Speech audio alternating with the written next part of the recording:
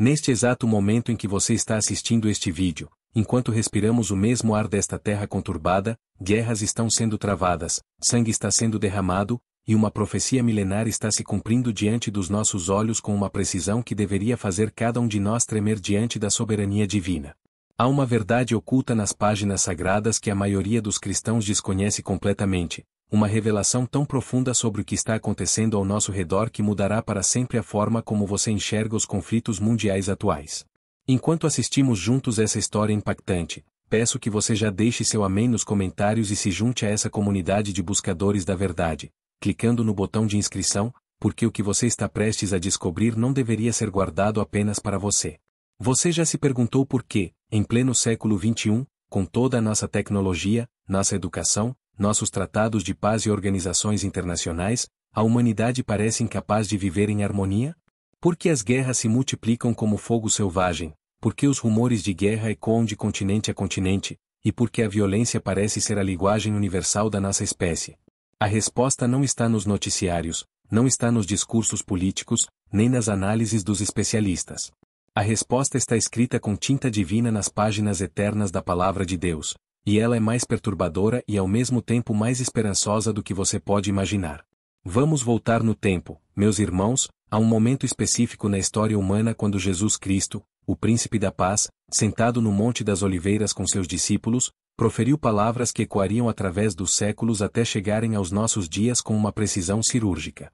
Os discípulos, curiosos sobre o futuro, perguntaram ao Mestre: dize-nos quando serão essas coisas e que sinal haverá da tua vinda e do fim dos tempos. A resposta de Jesus não foi reconfortante. Ela foi profética, ela foi precisa, e ela foi inevitável. Em Mateus capítulo 24 versículos 6 a 7, o Senhor Jesus declarou com autoridade divina: e ouvireis de guerras e de rumores de guerras. Olhai, não vos assusteis, porque é mister que isso tudo aconteça, mas ainda não é o fim. Porquanto se levantará nação contra nação, e reino contra reino. Essas palavras não foram um consolo, foram uma profecia. Não foram uma sugestão, foram uma declaração irreversível do futuro da humanidade. Mas aqui está o que a maioria das pessoas não compreende: Jesus não estava simplesmente predizendo guerras. Guerras sempre existiram. Desde que Caim levantou sua mão contra Abel, desde que o primeiro derramamento de sangue inocente manchou a terra amaldiçoada, a violência tem sido o triste patrimônio da humanidade caída. O que Jesus estava revelando era um padrão específico, uma intensificação, uma multiplicação de conflitos que seria característica dos últimos tempos. Observe a linguagem precisa do Mestre: nação contra nação, reino contra reino. Isso não descreve conflitos locais ou disputas territoriais isoladas. Isso descreve um cenário global de instabilidade, onde as próprias fundações da ordem mundial seriam abaladas por conflitos simultâneos e interconectados. E quando olhamos para o mundo atual, quando observamos os conflitos no Oriente Médio, as tensões entre grandes potências, as guerras civis que devastam continentes inteiros, os rumores constantes de confrontos iminentes, como podemos negar que estamos vivendo exatamente o que Jesus profetizou há 2000 anos? Mas há uma dimensão ainda mais profunda nesta revelação que precisa ser compreendida. Quando mergulhamos nas Escrituras Sagradas, descobrimos que a guerra não é apenas um fenômeno físico, geopolítico ou social. A guerra é, em sua essência mais fundamental, uma manifestação visível de uma batalha espiritual invisível que tem suas raízes no próprio coração da rebelião cósmica contra Deus. Vamos retornar às origens, ao momento primordial quando a paz perfeita foi quebrada pela primeira vez. No livro de Gênesis capítulo 3, encontramos o relato da queda, quando a serpente antiga, aquele que a Escritura identifica como o diabo e Satanás, introduziu a discórdia no paraíso perfeito de Deus. Mas note algo extraordinário: a primeira consequência do pecado não foi apenas a morte espiritual, mas a promessa divina de um conflito eterno. Deus disse à serpente: e porei inimizade entre ti e a mulher e entre a tua semente e a sua semente. Esta inimizade, esta guerra espiritual declarada pelo próprio Deus, não é uma batalha abstrata travada em dimensões etéreas distantes da nossa realidade. Ela se manifesta concretamente na história humana através de cada conflito, cada guerra, cada derramamento de sangue. Toda guerra terrena é, em última análise, um reflexo dessa guerra cósmica entre o reino das trevas e o reino da luz. O apóstolo Paulo, escrevendo aos Efésios sob inspiração divina, revelou esta verdade com clareza cristalina: porque não temos que lutar contra carne e sangue, mas sim contra os principados, contra as potestades, contra os príncipes das trevas deste século, contra as hostes espirituais da maldade, nos lugares celestiais. Efésios capítulo 6 versículo 12 nos mostra que por trás de cada conflito humano, por trás de cada guerra que devastou a história, há uma batalha espiritual sendo travada entre forças que transcendem nossa compreensão natural. Mas aqui está uma verdade que precisa penetrar profundamente em nossos corações.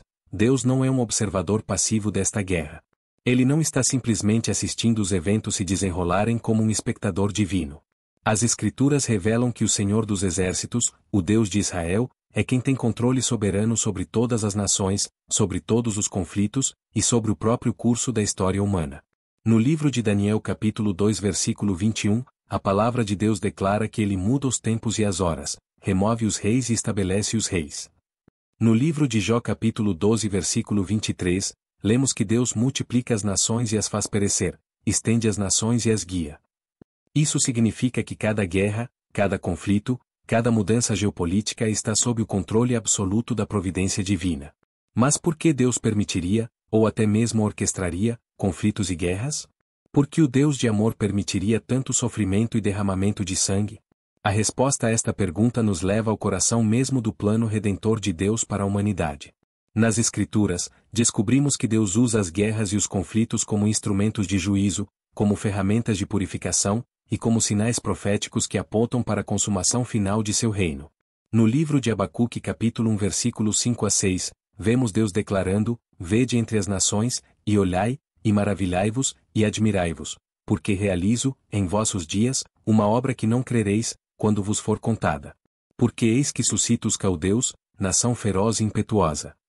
Deus estava dizendo ao profeta que ele mesmo levantaria uma nação guerreira para executar seu juízo sobre Israel. Isso nos mostra um princípio fundamental. Deus usa até mesmo nações ímpias e exércitos pagãos como instrumentos de sua justiça e de seus propósitos soberanos. Quando olhamos para a história de Israel, vemos este padrão repetido continuamente. Quando o povo de Deus se desviava de seus caminhos, quando abandonavam a aliança sagrada, quando se entregavam à idolatria e à injustiça, Deus levantava nações inimigas como instrumentos de correção e juízo. Os assírios, os babilônios, os persas, os gregos, os romanos, todos foram usados por Deus em momentos específicos da história para cumprir seus propósitos divinos. Mas há algo ainda mais profundo acontecendo aqui. As guerras e conflitos não são apenas instrumentos de juízo, eles são também sinais proféticos que apontam para a vinda do reino de Deus. Jesus disse que guerras e rumores de guerra seriam sinais dos últimos tempos, mas ele também disse que estes seriam princípios de dores. A palavra grega usada aqui é odin, que se refere às dores do parto.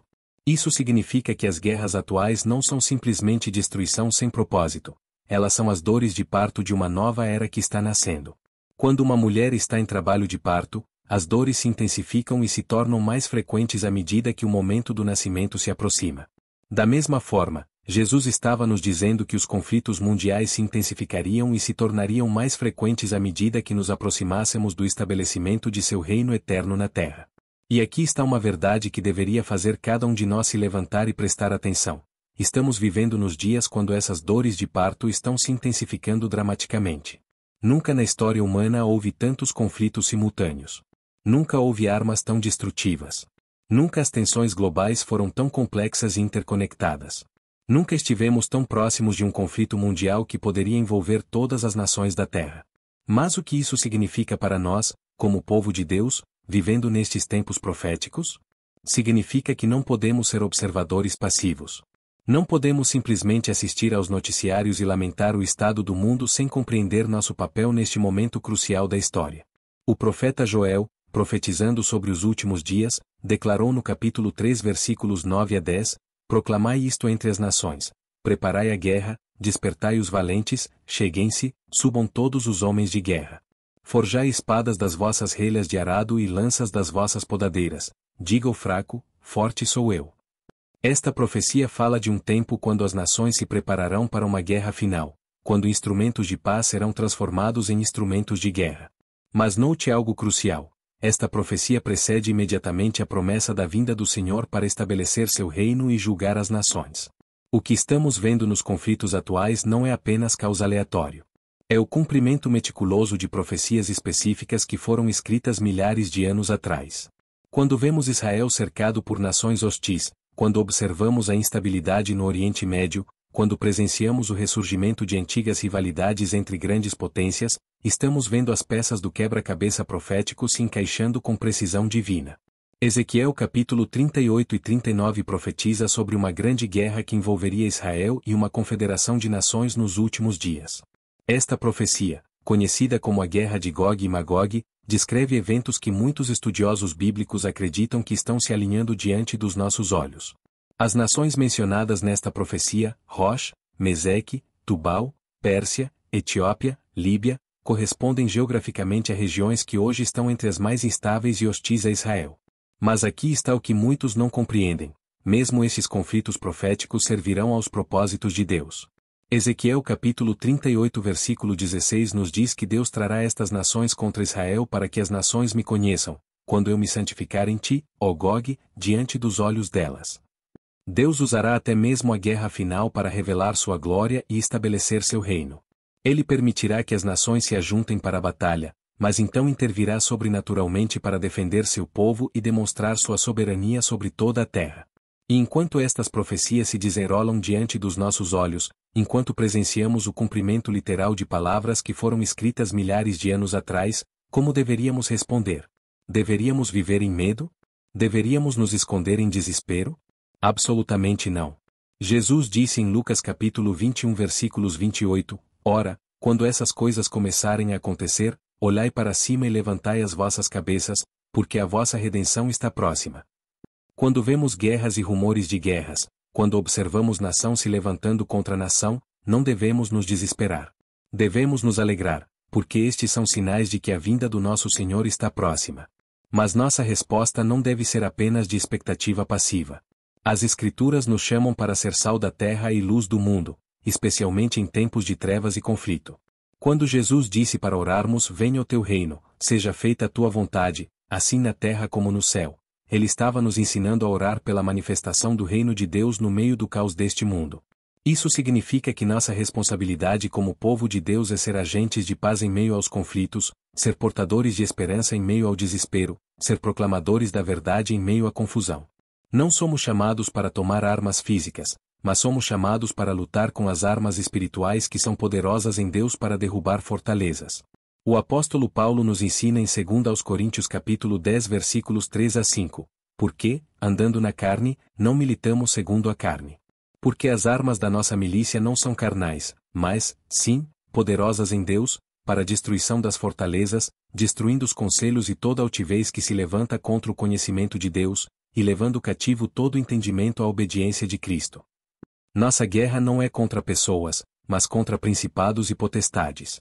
Nossa batalha não é travada com espadas e lanças, mas com oração e jejum, com a pregação da palavra e com vidas transformadas pelo poder do Evangelho. E aqui está uma verdade gloriosa que precisa encher nossos corações de esperança: a guerra espiritual já foi ganha. Na cruz do Calvário, Jesus Cristo desarmou os principados e potestades, triunfando sobre eles publicamente. A batalha final pode ainda não ter sido travada na dimensão física, mas na dimensão espiritual, a vitória já é nossa. Colossenses capítulo 2 versículos 14 e 15 declara: havendo riscado a cédula que era contra nós nas suas ordenanças, a qual de alguma maneira nos era contrária, e a tirou do meio de nós, cravando-a na cruz. E, despojando os principados e potestades, os expôs publicamente e deles triunfou em si mesmo. Isso significa que enquanto vivemos em um mundo cheio de guerras e conflitos, enquanto vemos nações se levantando contra nações, nós temos uma esperança que transcende as circunstâncias. Sabemos que a história está caminhando para um final glorioso, quando o Príncipe da Paz estabelecerá seu reino eterno e de seus ombros o principado, e a paz não terá fim.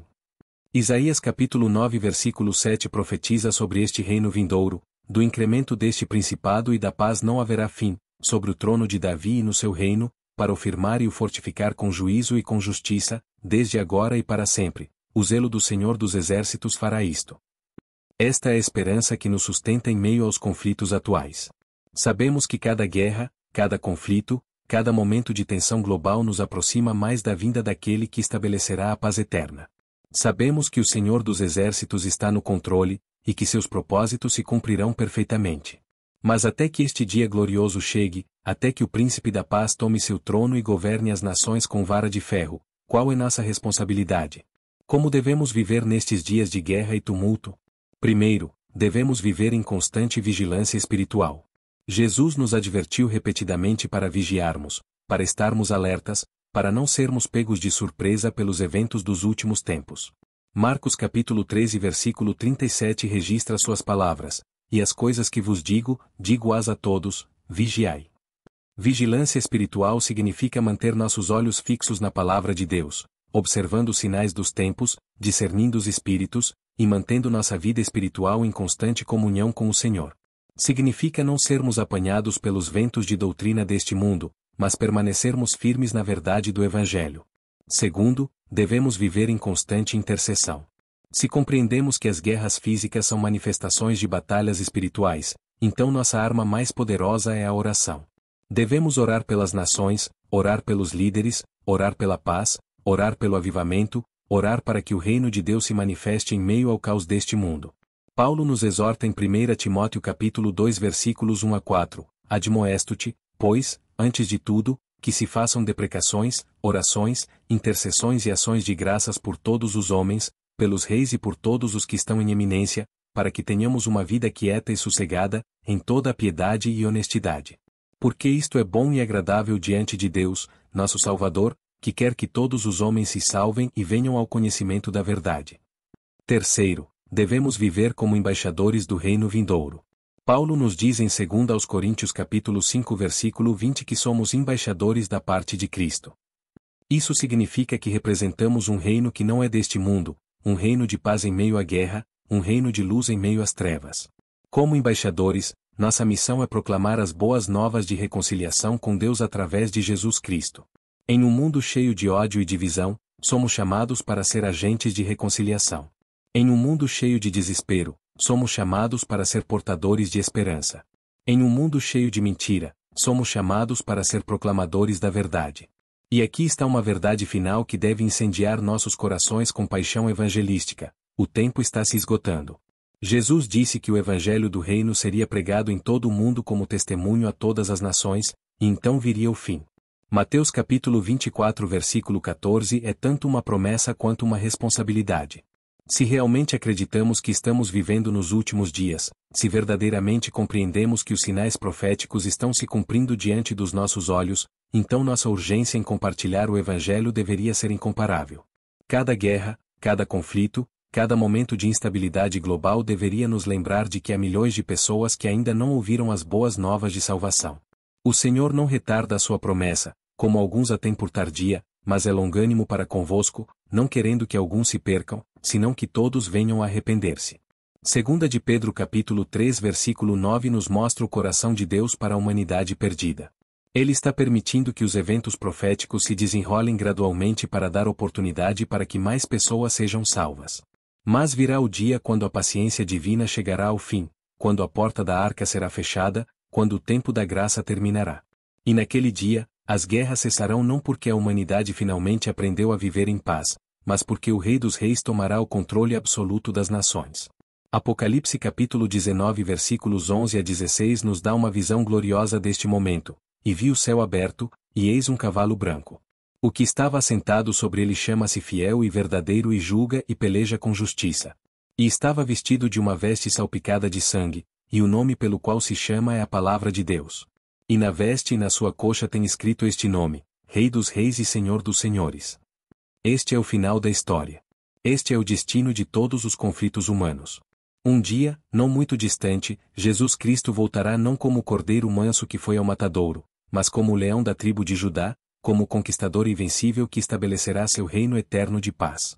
E quando esse dia chegar, quando a última batalha for travada, quando o último tiro for disparado, quando a última lágrima for derramada por causa da guerra, então se cumprirá a profecia de Isaías capítulo 2 versículo 4, "E ele julgará entre as nações e repreenderá a muitos povos, e estes converterão as suas espadas em relhas de arados, e as suas lanças, em foices. Uma nação não levantará espada contra outra nação, nem aprenderão mais a guerrear." Meus queridos irmãos e irmãs, enquanto vivemos nestes dias de guerra e tumulto, enquanto observamos o cumprimento das profecias bíblicas diante dos nossos olhos, não vivamos em medo ou desespero. Vivamos em expectativa gloriosa, sabendo que cada conflito nos aproxima mais da vinda do nosso Senhor. Vivamos como soldados do exército celestial, lutando não com armas carnais, mas com as armas espirituais que são poderosas em Deus. Se esta mensagem tocou seu coração e abriu seus olhos para a verdade profética que estamos vivendo, não hesite em expressar sua gratidão com um like, compartilhar essa luz com seus amigos e familiares, e inscrever-se para que possamos continuar a desvendar juntos os mistérios divinos. O tempo é curto, a noite se aproxima, e precisamos nos unir como nunca antes para proclamar as boas novas do reino que está por vir. Que o Senhor dos Exércitos nos fortaleça para estes dias finais, que sua paz que excede todo entendimento guarde nossos corações e mentes em Cristo Jesus, e que possamos ser encontrados fiéis quando Ele vier buscar sua igreja. Maranata. Ora, vem, Senhor Jesus.